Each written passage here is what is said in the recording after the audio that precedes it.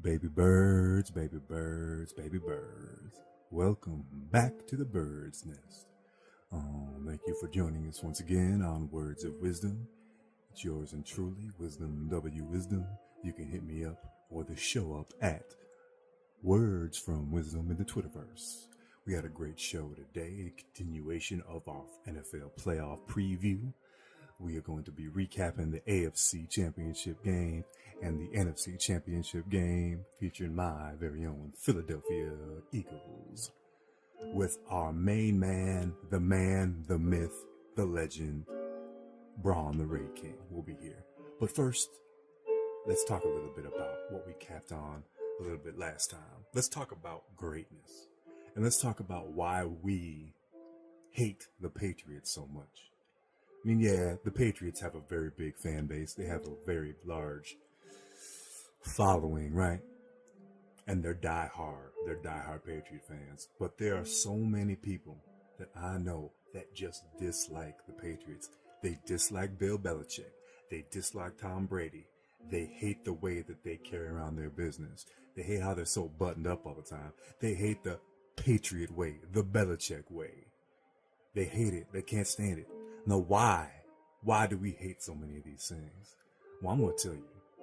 I shouldn't say that. I'm going to tell you why I feel that way. I'm going to tell you why I think people dislike Bill Belichick and New England Patriots. Are you listening? Are you here? Come on in. Move in a little bit. Turn the speakers up. Because we're going to talk about greatness and what greatness is and why we hate it so much. We don't like it when people succeed around us. We just don't. It's human nature. The first thing, you at work, right? You have 5 people jostling for a position. The first thing when you find out who got promoted, are you happy that it wasn't you? Are you happy that your buddy Jimmy Jones got that promotion? You may be eventually a little bit happy for them, but your first thought is definitely not overjoyed and incumbent of happiness. Your siblings, when your brother or your sister succeed really, really well, they do something that's spectacular and your parents are so proud of them. And then there's you, who are just, not saying you're doing bad, not saying you ain't handling yourself, not saying you're not taking care of business, but maybe they just graduated from medical school and they're going to be a doctor at Johns Hopkins, and you are a district manager or you're a retail manager or something like that. And you see the praise just going their way. Are you happy for your brothers and sisters? Sure, you may be happy for them, but there's a little part of you deep down inside that heart that is furious right in there. It's just turning and gripping. It's just furiating. And that's what you call greatness. We, as human beings, are jealous. We are jealous. That's just the way it is. It's human nature. And that's just the way it is, the way it was, and the way it always will be. Past, present, future, baby. It's going to be like that.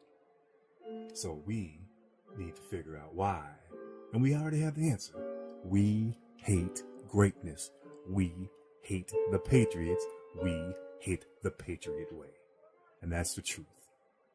I got nothing else to say about that. And it's about time to hit up BraHn on the TBA performance line. Scratch that. Once again, FCC is going to come at me. The TBA to be announced phone line right after this. And back by popular demand. Speaking of popular demand, sunflowers make everyone smile. Nothing makes you happier on a gloomy or rainy afternoon than bringing out the sun. Flower seeds, smiling sunflower seeds, they will make you smile. And we have back with us the man, the myth, the legend, my good friend, old friend, great friend, BraHn The Raid King. How you doing, BraHn? I'm doing fantastic, sir. And yourself? You know, I'm doing real well, man. Lost my power the other day. That was a little wild. You know, out in the middle of a blizzard in the winter, storm, 18 inches falling down upon my soul, upon my house, and the power goes out for 5 hours, man. A little scary. Yeah, I'd be burning my clothes, stay warm if I had to. Yeah, you know, living on a ranch right now, you know, getting some rest and recuperation. So I got the fireplaces and the wood heaters and all that kind of jazz. But I'm a city cat.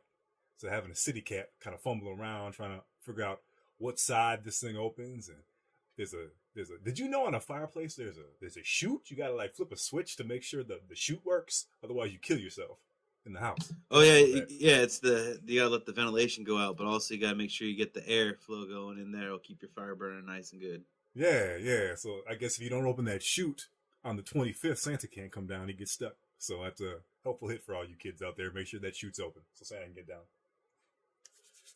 All right. So what we're gonna do today is we brought BraHn back to talk about the NFL games. So we're gonna review the games that we just had. You know, my Philadelphia Eagles, absolutely, and they played the Minnesota Vikings.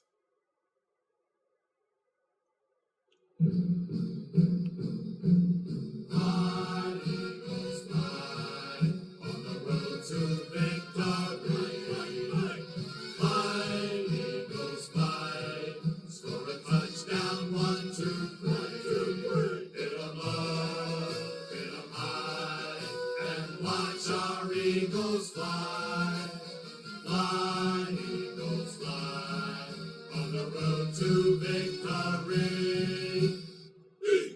E-A-T-L-E-S, Eagles! Oh yeah, Philadelphia Eagles. And the game we're going to dissect a little bit further down the road here tonight is we're going to do the Jacksonville Jaguars against TB12 and the New England Patriots. That game. Oh, we're going to have a lot to talk about in that game. But we're going to start it out with the NFC. So, BraHn, I'm going to let you start this out. What were your feelings during that particular game between the Eagles and the Vikings? Well, when the Vikings jumped off on that 75-yard drive at the beginning of the game, you're like, all right, well, the Vikings offense is going to be doing some work today, the way they just moved down there. And then you see the Eagles punt 4 and out, basically, 17-yard. Well, I guess they got the 1 first down, but 4 plays, and they punt it. And you're like, oh, no. I mean, if the Vikings get ahead with that defense, the Eagles are going to have a really hard time getting back into this. And then Case Keenum throws the gift that is all gifts, and the pick six is made. And at that point, it's a brand new game. And from that point forward, you saw the Vikings have nothing in the tank. It was like punt, fumble, punt.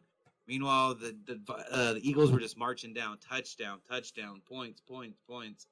And when it got to the point where it was 27 or 24-7 at the end of the half, it was basically, how are the Vikings going to be able to get back into this after the half? And I don't think we really ever expected them to. I pretty much think that everybody thought at 24-7 going into halftime this game was over, and it ended up being that way. But I'm telling you, this game was exciting up until the second offensive touchdown by the Eagles, the third overall touchdown. Once it hit that point, this game wasn't going to be fun anymore. We knew it was going to be a blowout. And if it ended up being one of the greatest comebacks of all time, we'd all be surprised and happy for the most part. But I just couldn't see it happening. It was just too much domination in the first half, and then the Eagles just piled on in the second. I do remember that unbelievable comeback you were referring to, the Buffalo Bills and the Houston Oilers in 1992 or whatever. I was just a little kid watching the game. I couldn't believe my eyes. I was a big Warren Moon fan. Loved him. And wow, with 32 points, come back with a backup quarterback. Got the job done. Just wild stuff.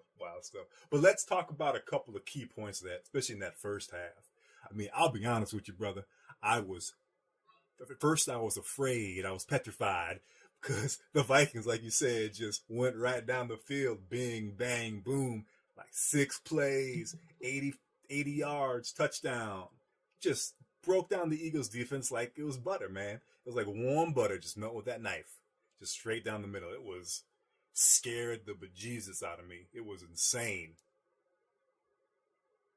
Yeah, I think what you had was the Eagles give that first touchdown. Kind of got the jitters out of their system, knowing they weren't going to throw the shutout. And then when you get that pick six, the defense just gets so energized. You know, here you are. You gave up the play to go behind, but then you guys are able to make the play to even the game up, and it's all brand new. From that point, I think they're just pinning their ears back and going after the Vikings. The Vikings just couldn't get it rolling at any given time. And like I said, once the points started piling up, it was going to be really hard for that team to come back with the way they're built. Yeah, absolutely. And I don't blame Case Keenum for those first 2 turnovers either. That was rough. I know the first one, the old line got pushed way back, and then Chris Long just got in there and got a piece of that arm when he was trying to make that deep throw. And the ball just floated out, and it was just grabbed and returned, right? Really easy play. And the second one was an the worst chip block I have probably ever seen. Case drops back. He's right looking down the field. He knows he has time from the left side because he's got a back that's chipping this dude. So he's waiting, and that chip block just whiff. Talk about a whiff. Professional NFL player getting paid the way they get paid and can't even touch the guy. Turnover, Eagles ball. Basically, the game's over, right? Yeah, that's when it happened. It was a 3rd and 5, on Philly's side of the ball or on the field, and you kind of expect at that point you got to try to get at least a field goal or some points, and it was just a killer. That fumble basically ended the game. There was nothing after that. The Minnesota Vikings were done, and that was surprising. The Eagles were really pushing the ball downfield a lot, which they're gonna have to do against New England, and the offense looked alive. Now, if they can carry over the intensity on defense and also the intensity on offense, and they keep doing what they're doing, I think the Eagles are going to be in a good shape. But yeah, this game it was pretty much one of the most disappointing playoff games we've had in a while from a fan standpoint, just because you'd like to have the games closer. But it is what it is. The Vikings with their 3rd-string quarterback who had a magical season just couldn't do enough, and the Eagles, their 2nd-string quarterback coming off a magical season, could do enough. Yeah, I do feel bad for Case. I'm a big Case Keenum fan. I love the Cinderella story, like most of us do. That's why March Madness is our favorite thing, right? We love the Cinderella story until they make it to the Final Four, and then we want the big names in there, right? But having this cat play the way he did, and I'm always about people getting paid. I want you to get paid. I want you to succeed. I want that in you. And this cat, I don't know how much money it just got costed. I don't know. I don't think he's going to get franchised anymore. I don't know what's going to happen to him. It could have cost him like $24 million this game. I mean, it might, but if you think about if one game's going to decide whether or not this will be your starting quarterback for the future. If you were going to throw the franchise tag on him or a big money deal before this game was over, and because of the outcome you decide not against now to be against it, I mean, I don't know if they really would make that kind of decision. I think when it comes to the Vikings, they have those 3 quarterbacks, so they have to probably decide who's it going to be. And you know what? I bet the Vikings will probably end up with 2 of them back. They'll probably have 2 of those guys back. They'll compete for a job. It might not be Case Keenum. But that's just how the NFL is. I just don't know how much money these kind of guys will get. You look around in the history of quarterbacks who have come off of teams much like this with the defense, and you got Brian Hoyer or Osweiler. And a lot of these guys just can't transition once they move to a new spot. I don't think they have the talent. Now, Case Keenum's that rare example where we like the bounce back story, the underdog story, because he bounced around the league. You know, he had his ups and his downs. He had his starting opportunities and his backup opportunities, but he was a 3rd-string quarterback for a reason. You thought you had 2 more talented guys, whether or not you had more money invested into him or not, but you thought you had 2 more talented guys because it's the NFL, and if you're trying to win, if you thought he was the best option, regardless of all that, much like Russell Wilson, I'm going to harp on, you start that guy right away, regardless. You let him take his lumps, and hopefully you get magic out of him. Well, I just think it's real entertaining and funny that Mr. Mediocrity himself had 3 of the NFC quarterbacks in the playoffs this year on his roster over the last 3 years. Jeff Fisher, the mustache, the one and only mustache in the NFL, had Jared Goff, who people thought he was a bust under him, unsalvageable, right? You had Nick Foles, who was coming off of two pretty good seasons in Philly, right? I mean, Chip Kelly, 27-2 touchdowns, and then the next year he got hurt. And then Case Keenum, all were trash playing for Jeff Fisher. And now, look at them now, head of the NFC class. Well, I mean, the Jeff Fisher teams are usually defensive dominated teams, and unfortunately, if you look at all 3 of those guys, none of those guys would be considered blue chip prospects right away. You know, that's why they all went, besides Goff, they all went later in the rounds. I guess maybe give Goff the credit of it. And Jeff Fisher did draft him, right? So, I mean, you can't really blame Jeff Fisher for not getting the most out of a rookie quarterback. That's kind of hard for a lot of teams to do. But Jeff Fisher's more of a defensive-minded guy. Case Keenum, Nick Foles, and sorry, it's escaping me right now. The other quarterback for Fisher, Goff. Out of those 2, you can tell Goff probably got the highest projection to become a full-time starter and possible Pro Bowler. These other 2 guys, there's reasons why they're not starting anymore on multiple teams. You know, they had to bounce around the league, get multiple looks. They're just lacking something that makes them the guy that you want to put out there. Now, there's nothing wrong with being the backup. I mean, I love Tavares Jackson in Seattle. He was probably one of the best backups for a period of time. You still got to have that guy that can come out and at least get you 500 win ball or maybe even better while your starter's down. But in the NFL, these rare exceptions, Nick Foles hasn't really had allow 5 me games to yet. retort. All right, I just had to cut off right there. I think you're making some excellent points. And by the way, Tavares Jackson is ex-Viking too, which is pretty sick. But it sounds like you're a Jeff Fisher apologist, brother. You got like a poster of Jeff Fisher on your wall. You wake up every morning next to your beautiful girl and you look up, and instead of looking into her eyes, you look directly into Jeff Fisher's majestic eyes with that mustache right below that lip, just smiling at you, telling you it's okay to have just an okay day. I didn't say it's okay to have an okay day. I just said that the guy's a defensive mastermind who didn't have much on offense, and that's going to get you an 8-8. I mean, it's not the reason I have a job. That's for a reason. It's because that's mediocre in the NFL or below mediocre, and that's not going to last for a long time. I mean, he's living off the time with the Titans, But I bet if Jeff Fisher wasn't DC, I bet teams would be okay with that. I bet Jeff Fisher could succeed at that position just as a head coach where he's calling the shots. I don't think he has any more of the credentials to warrant it. I don't think players will play for him because you can look at the track record in the NFL and say, okay, maybe as a defensive player, I could look at him as a DC and follow him. But as a head coach, as a guy who's proven that he can't make the right calls at the right time or doesn't develop talent or misuses talent or basically just goes 8-8. I feel that. Sorry, we got on a Jeff Fisher tangent. Let's hit up the last part of the Eagles game. Let's just skip the second half because it was just a blowout.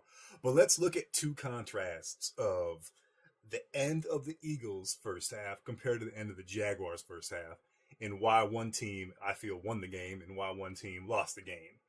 The Philadelphia Eagles and the Jacksonville Jaguars both had the ball around about their same yard line, around about their same time frame. Philadelphia had like 15, 20 seconds more, and they both had 2 timeouts. What did the Jaguars do, and what did the Eagles do? The Eagles put the pedal down and went for the throat, and the Jaguars played it safe and ended up losing to the GOAT. That's just how it works, You got in the NFL, it's aggression sport. You play aggressive. That's why if you ever watch these defenses get to that cover 2, how many times have you seen a defense in cover 2? Winning player give the play because the teams rotate away from what they've been playing all the time, and now they go into the safety mode. And every once in a while, the numbers say it plays out. But when you lose playing safe, that doesn't make anybody better. Doesn't make your team better. Doesn't make them better. And if you're getting coached to play it safe when the game's on the line, you're not going to have the real deep down desire to keep it going when the game's on the line. And I think what you just saw was the Eagles taking the reins off and letting Nick Foles, who was hot at the time, just let it rip. And Blake Bortles was hot at the time, and the Jaguars cooled him off. And we'll get into it later, but I think what's happened is it cost Blake Bortles at the end of the game. I just think that the two teams were in the same position, and you can just see that the aggression paid off and the timidness did not. Oh, I 100% agree. And I think that's about all we need to cover with the Eagles. The coaching staff trusted the Philadelphia Eagles quarterback, Nick Foles. He was there in KC with Andy, and he was there in KC with Doug Peterson for a quick minute. Actually, I'm sorry, he was not there with Doug Peterson, but Andy knows him real well, and the offenses are very similar.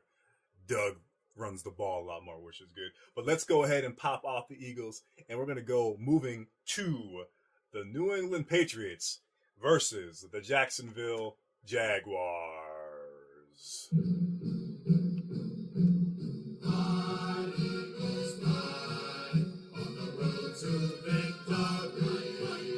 Whoa.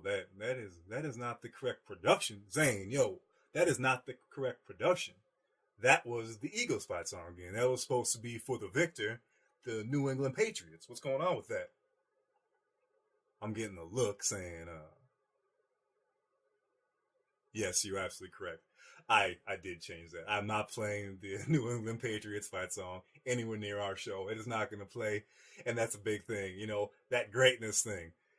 Yeah, we respect the Patriots. Yes, Tom Brady is the GOAT. I will go there and say that. But I do not like the Patriots, and I refuse to play their fight song. If you want to hear their fight song, you go ahead and play a little Google game right now. You can Google New England Patriots fight song. You play it all day, every day. Put it on your iPod. People still use those. Your cell phone, whatever. Put it on there. Just do it. But we're going to go ahead and jump into the Patriots because, let's be honest, the GOAT pulled it off. He did a great thing. But let's jump in the beginning here, BraHn, and talk about the Jacksonville Jaguars, what they had going for them. Yeah, I mean, the Jacksonville Jaguars came in with a stifling defense, the potent run game, and a more than adequate passing game. And they were hoping to use all three of those on the Patriots. Meanwhile, the Patriots had Tom Brady, Gronkowski, and a couple of weapons at wide receiver like Cooks, and they had a decent defense that actually was better than most people would probably think on the year. And they tried to take advantage of the Blake Bortles and make Fournette a non-factor, whereas the Jaguars on the other side was supposed to run the ball out, use the defense to keep Tom Brady off the field for as long as possible. And that's how it pretty much played out in the beginning of the game. They went into where Jacksonville had 14 points, but the Patriots had 10. And that's kind of how the Jacksonville Jaguars' best case scenario could have been. I mean, they could have went for more plays at the end of the game, or at the end of the quarter, and try to put it a little bit more out of reach for the Patriots because you don't want Tom Brady being it. But as far as a Jacksonville Jaguars fan, I'm sure at the end of that first half, they're like, "This is Jaguars football. We're taking advantage of the way we can." You know, we got 2 touchdowns, and that's pretty good against the Patriots when the Patriots are only putting up 10 in the first half. You know, I hear you on that one. And the only thing I have with the Jaguars is we just talked about the Philadelphia and the killer instinct at the end of the first half. The Jaguars, they played so well the first quarter and halfway through the second quarter.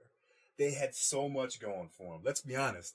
They were fooling the Patriots completely. They had the Patriots jumping on.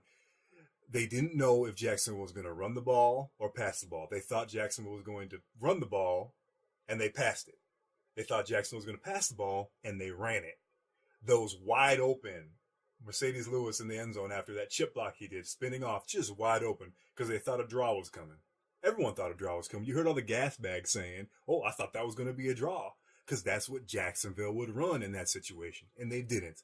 They did a lot of stuff like that. Bortles, my man Blake Bortles, bortled his way to 150 yards passing in the first half. What was it? I think 11 or 13. Just insane. And it was because they were doing all those design plays. Like we talked about on the last show when I said, I can't believe they're deactivating Chris Ivory, a guy that played so well for the Jets, when you got Leonard Fournette with that bum ankle, and you got TJ Yeldon, who's had mixed success since his rookie season. But you got Corey Grant. This guy coming out of nowhere had 3 receptions the entire year. During the playoffs has been phenomenal. He had 60-some yards on the first drive. He was amazing back there. Just amazing back there. I just can't believe what Corey Grant did. Jaguars offense surprised me. Completely surprised me.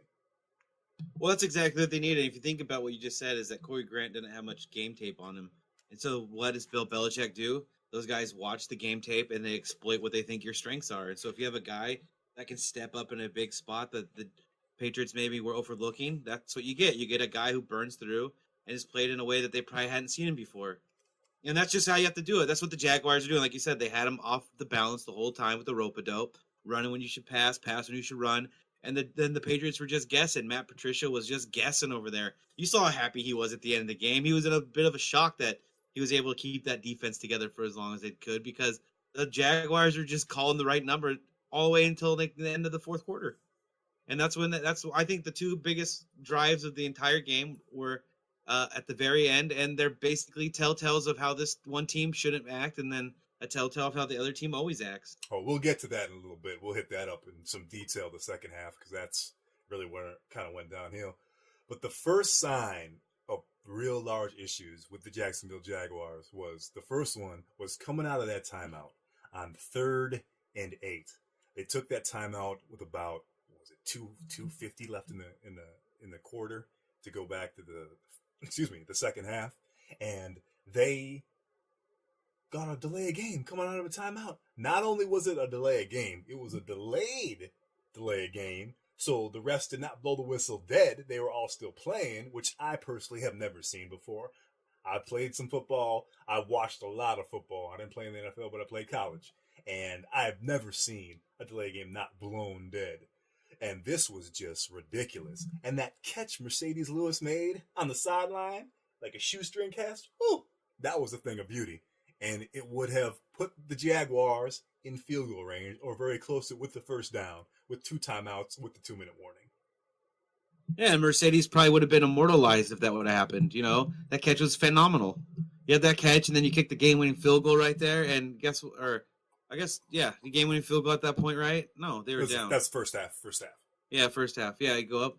But yeah, that's just what you need. That kind of stuff sets the tone for everybody. That catch, you make that catch, and then you get the points, and then you come back on the field. The offense is gonna feel alive, right? We can make the big plays whenever we need to. You know, we're already playing the ball the way we want to right now. We're not playing it the way they think we're gonna play it. And now we can hit the big play at the times that we need it. And Jacksonville does look like they're just gonna steamroll. I couldn't imagine that locker room being anything but upbeat, pumped up, and ready to slay the giant than the Jaguars were. And I don't know if maybe that emotion got the best of them. Maybe guys try to make too many big plays. But I think what happens is eventually you just get worn down. Some teams have that pedigree where they've been to the playoffs multiple years, and those guys know what it's like and how to keep that energy level at a more manageable level and not let you get burned out by celebrating every little thing that happens in the game. And I think maybe you saw some of that youngness through the Jaguars. You look how chippy they were getting, how much swagger they had, which is great when you're winning. But that swagger can also be a distraction and an unneeded outlet for energy that you need for other plays. Very true. And let's not forget, like, all these gas bags on these talk radio shows. Not us, of course, but these gas bags talking about, well, I don't understand why Doug Marrone, you could see him watching the clock. He saw the clock being ticking down, tick-tock, tick-tock, tick-tock. Well, if I am not mistaken, I am not a football expert. However, I feel that I'm pretty well versed on the rules of football. I do not believe in the NFL you can call back-to-back timeouts. One of the big reasons was for icing the kicker. You can't ice a kicker 3 times in a row, right? So they couldn't call a timeout right there. It was all on Bortles. He had to hike the ball. And that's one of those things where that guy needs to be in that position and aware of what's going on. And maybe that's why Blake Bortles hasn't really been able to have the success that a lot of other quarterbacks have had in the same amount of time that he's been in the league as a starter. Is that maybe his mental awareness game at some level just isn't at the top level that you need to be. And you got to really think that a lot of times that's what separates a lot of these quarterbacks. Whether or not you can adapt your ability to play one way, you can be super gifted another. But if you don't have that ability to have that complex computer going on in your head all the time and being aware of all the little situations, you're going to lose at the critical point. And that was a critical point. They could not afford to have it. And the linemen were antsy. You can see the linemen. I think a wide receiver was spinning his hand trying to get the play to go. Like, a lot of people on that team on the field in that moment were aware. Whether or not Blake Bortles was too busy trying to read the defense or just lost track of what was going on, that's entirely on Blake Bortles. There's no other person on the field that it's going to be on. I mean, the center can't just snap the ball and have it possibly be a fumble at that moment. That's even worse. That's a worst case scenario. So really, they got to wait for the quarterback to give the signal, and so that's on Blake Bortles. No, I agree. And then giving the ball back to Tom Brady with over 2 minutes and a 2-minute warning to go, just a mistake. Once that play, that is where I said the Jaguars are going to lose the game. Because I know how Captain America, TB12, comes back and does his thing and was able to go down the field, score before halftime with help from the referees a little bit. That was not a pass interference. I'm sorry. The Patriots had 1 penalty called on them, I believe for 10 yards, and the Jacksonville Jaguars had 6 for 93. That deep pass to Braden Cooks. Yes, that was an uncatchable ball. I don't care if you get pushed. I played wide receiver. I always side on wide receivers. I don't care what team they're on. I will always say I'm being held, I'm being pushed. It's pass interference, throw the flag. I'll do a little dance, get in the official stage. So come on, throw the flag, man. No, that was uncatchable. That should not have been a penalty, which led to the touchdown. I mean, that's the NFL. I mean, the refs are too many times involved in controversial plays, and they get the call wrong sometimes. They get the call right sometimes. And either way, on the flip of the coin, one team's going to hate them, fan base is going to hate them, and one fan base is going to be like, well, that's the NFL, right? I mean, that's how it is. They all get their turns. We all get a rotation of the crappy refs now and then, and you just got to move on. If you, at the end of the day, if you're blaming the refs for you losing a game, then you really weren't prepared enough for that game. I mean, the refs aren't holding on every play. They're not making you grab a guy and pull him down because you don't want him to get a touchdown. They're not making you grab a face mask. There's a lot of times the refs aren't involved in the play, and it's usually the team that plays the most fundamental football that wins, regardless. And the Seahawks had crazy amount of penalties this year. I couldn't blame the refs even when they were going against us because that team was just a penalty-prone team. And when you get rolling, you play aggressive defense, you're going to have more of those penalties. I think what he had was an aggressive defender. going against a speed receiver near the end of the half, and the ref is not going to let a defender dictate whether or not that the game's gonna or that half is gonna end based on his playing the player, not the ball, really. Well, whether or not the ball was uncatchable or not, the player played the player, not the ball. And I love the times it's incidental. But I mean, I don't know. A lot of the times they make up calls. I think they just see things. They see phantoms. They hear the crowd react sometimes, and they toss the flag. It's up to them to get together like they always do and have a little meeting and decide whether or not it would really happen or not. And I think the refs would be better off in a lot of these situations just talking amongst themselves and sometimes maybe picking up a flag or two. I think it'd go a long way to help the fan base understand that human error is a part of it, but they can talk about it and figure out how it goes. But I mean, 14-10 at the end of the half, if the refs are the reason that you're at 14-10 at the end of the half, then your team's not playing very good football. No, I agree with that. It's just, to me, that game should have been 17-3. I've seen so many times where the refs allow the clock to hit 0, and then you can say hut for that delay game, and they don't throw the flag, which is what I thought they were allowing at that particular time. Absolutely. It was late. It was so late. But let's go to the second half, and that's really where a lot of this stuff seemed to really kind of start going the Patriot way even more. Yeah, you get to the end of the fourth quarter. What you got is the Jaguars get the ball back. There's plenty of time on the clock, right? Tom Brady's sitting across. You don't want him to come back on the field. You've built your whole season on running the ball in defense. And what do the Jaguars do? Pass, pass, pass, sack, pass, pass, turnover. Not one run. Not one run that whole drive when your whole goal right now is to drive down the field, score without letting Tom Brady come back out onto the field, and you go home, right? That's what you're trying to do. They went away from their formula. They got a little gun shy. They got a little happy, and they started just passing the ball. What happened to throwing in a run there? You know, you had 2 minutes left. You had like almost 3 minutes left in the game. If you're telling me you don't have enough faith in your run game at this crucial point, then what have you been building your whole season on in Jacksonville, right? You weren't building on Blake Bortles. You're building on the defense and the run game. And at this point in the game, they went away from their strengths, and they started to go to what their weakness was. Because guess what? They were having success in the first quarter. But this is the second half, right? The second half is after the Patriots made adjustments. They started seeing what the Jacksonville Jaguars were doing, and the passing game started to drop down. And at that moment, you have to start doing what your strength is. To go passing is not going to help you get down the field the way the Jacksonville Jaguars need to in that situation.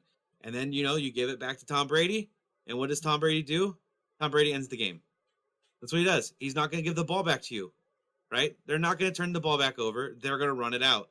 And the play before that where the Patriots got the touchdown, it was quick. It was like just over a 2-minute drive.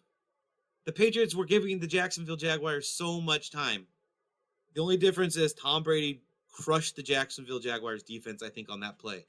I think on that play, the mindset shifted from the Jacksonville Jaguars players thinking that the defense is going to win this game to having to rely on the offense to win this game. Oh, on the 3rd and 18 completion? Yes, sir. Yep. I think in that moment, they realized that the defense wasn't going to win this game anymore. And that put the Jacksonville Jaguars in the toughest spot. And that's why they got a little bit pass friendly. Because I don't think they trust their defense to, even if they ran out the ball and had to punt it, I don't think they trust their defense enough to get them the ball back on the last drive or potentially with time left as the Patriots drove down the field. Yeah, I'm with you on that. And to me, the Jaguars should have never been in that position. Their choice of plays, their ability to call the right plays, it's like they forgot how they won the first half. They completely forgot. They stopped running when the Patriots thought they were going to pass, and they stopped passing when the Patriots thought they were going to run. They just went into this weird mode where they would just run the ball 4 times in a row sometimes, these 8 and 9 man fronts. And at the press conference, Doug Marrone says, I was just hoping to break one. Just hoping to break one. Just hoping to break one. Okay, well, how about you do what you did before, running those screens, those crossing routes, which the Patriots could not defend, and Blake is very confident doing. Just instead of running the ball 3 times in a row, or passing the ball for some crazy reason 4 times in a row, just do what you were doing in the first half and help out your team. Help out your quarterback that you obviously don't have any confidence in with the way that they were calling the game. They don't put it in his hands. They don't let him do it. And I can appreciate that because let's be honest, what happened last year when the ball was placed in his hands? Turnover after turnover, fumble after fumble. He would blow those games completely. So they changed it to an all running pretty much season this year and won 11-5, won their division. Yeah, I'd have to look at the Jaguars team as far as what they really ran in the regular season, but I noticed that there was a lot of shotgun for a power run defense team. I don't know if going into shotgun because they had success in it during that whole game was going to be successful for them. I mean, you're basically taking the running back out of the equation for the most part because the read option becomes a lot harder from shotgun. And that's what they were having a lot of success off with the drop backs and the sweeps and the screens. And that's what they had to be. They had to be that physical run team. But to see them in shotgun so much and trying to basically try to play into what they thought might have been a Patriot weakness and going away from your strength was eventually going to have the toll on them. I mean, you just can't play that way. It's fun. It's football is the way that you practice, you play, you win. And at some point they practiced it and they played it, but then they went away from it, and that's what you get. The defense can only do so much.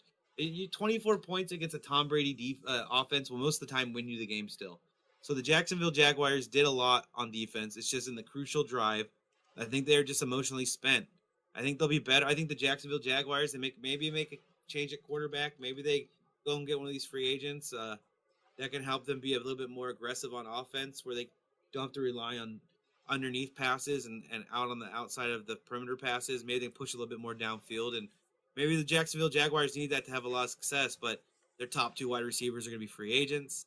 Their quarterback might not be enough to get there, and I don't really know how much the defense is going to be banged up after playing this far in the postseason, but I have to imagine the Jacksonville next year. It's just too bad that they went away from their strength in this game. Well, I won't even go as far as might be. They need a new quarterback. I don't even want to tell how much money Blake Bortles just costed himself. They're not going to pick up that option. I know he's got that $19 million option they picked up already, but they have till March 13th, I believe, to cut him, and he'll be gone. They need Alex Smith. Get Alex Smith in there. Second round pick, send it out, bring Alex Smith in. They're unbeatable. With that defense, that offense, RPOs, they won't be able. They'll go 14-2. They'll go 14-2. I don't even know if they're gonna have to give up a second round pick for Alex Smith. I think they're gonna move to Pat Mahomes. I don't know if they. I mean, you got Alex Smith, who's a commodity, and you could try to move him. But I don't know if you want to have that guy who's been there for that long in a 10-year-ship and had success on the field, unless he really wants to be a mentor. I don't see you keeping that guy around at that price. You know, you could bring in a Case Keenum. You know, you could bring in a Sam Bradford. That's going to cost you a lot less money and give you a little bit more. I think Alex Smith could be taken as a free agent. I think they could just get this could be the lucky year with the way things are shaking out. And you never know. Hey, maybe they go big and they do a Kirk Cousins deal or something. I don't see it, but yeah, they got to address the quarterback because right now, if you're a fan of the Jaguars, you're in that organization, you have to say, what is it that we needed? What is it that we needed to get to the next level? It's going to be a quarterback. Your defense is there. Your star running back's there. Your offensive line's good enough. You know, you have the weapons. I mean, if they re-sign one of these wideouts or they go and restock in the free agency or the draft, but yeah, they're a quarterback away. And unfortunately, you look at the Patriots in the same instance, and I really don't know what a lot of their free agents are. I know that I think Amendola is a free agent, but they're going to need to get a few more wideout weapons in there, and they're aging a little bit more. But they got the quarterback, and this is a quarterback league. And right now, we can make fun of the fact that 3 of the 4 quarterbacks in the playoffs were pretty much considered nobodies. But right now, it's a 50-50. And in the NFL, 50-50 usually goes to the team with the big guy, the big arm. Absolutely. Sounds like you got a little man in the background there. Yeah, he's spiking over here in the football, trying to get me to play with his little Dream Team shirt on. Well, he's sounds like he's smiling. That's something Blake Bortles is going to need. He's going to need some cheering up in the offseason. And speaking of cheering up Bortles, you know what would cheer him up, Ron? A delicious, tasty treat? Yes, a delicious, tasty treat. Sunflowers make everyone smile. Nothing makes you happier on a gloomy, rainy afternoon, Mr. Bortles, than bringing out the sun, flower seeds, smiling sunflower seeds. They will make you smile. Even you, Blake. Even you. All right, baby birds. That is all the time we have for today. Want to thank my guest, BraHn The Raid King, the man, the myth, the legend, who will be back next week for us to discuss, review, and preview the 2018 Super Bowl between my Philadelphia Eagles and the New England Patriots. Stay tuned because I think my man Brown's got a lot to say on that. But I will leave you with this. As always, I'm going to leave you with some words from wisdom at Words from Wisdom. It takes strength to be firm. It takes courage to be gentle. It takes strength to conquer. It takes courage to surrender. It takes strength to be certain. It takes courage to have doubt. It takes strength to fit in. It takes courage to stand out. It takes strength to feel a friend's pain. It takes courage to feel your own pain. It takes strength to endure abuse. It takes courage to stop it. It takes strength to stand alone. It takes courage to lean on another. It takes strength to love. It takes courage to be loved. It takes strength to survive. It takes courage to live. I want to thank all my baby birds out there for tuning in, listening live, clicking, downloading every opportunity, every measure. Thank you so much. Until next time, baby birds, we'll see you back in the nest.